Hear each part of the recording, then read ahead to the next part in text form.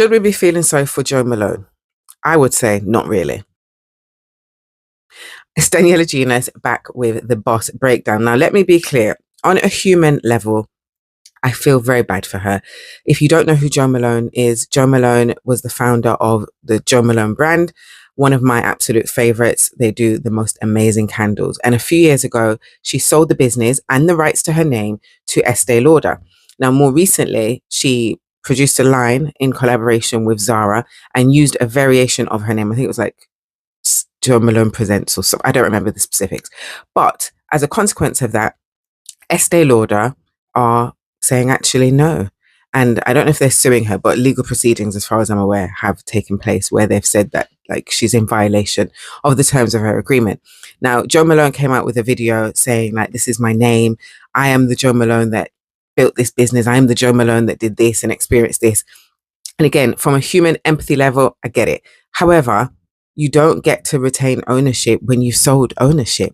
The name Joe Malone was an asset, and that asset was sold. And the fact that that was the name that you were given by your parents actually holds no weight anymore.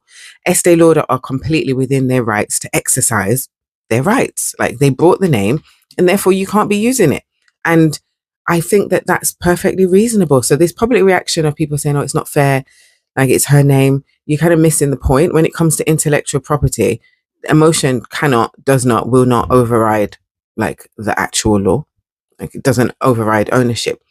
Now, what I'm finding quite interesting and what I'm confused about is if I was Joe Malone's strategic advisor at the time of the sale, I would have had a very serious conversation with her.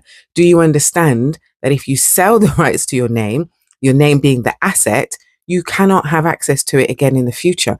So if you ever want to use it ever again in any capacity, don't sell or try to change the terms. Maybe she could license the name for a period. Maybe she could have found somebody else that would have bought the business, but allowed her to retain the rights of her name. But commercially, yeah, like you can't sell if you know at some point that you're going to want to use the name. And also if you're so emotionally attached that you're going to override the actual law, then yeah, it was probably best that she didn't sell.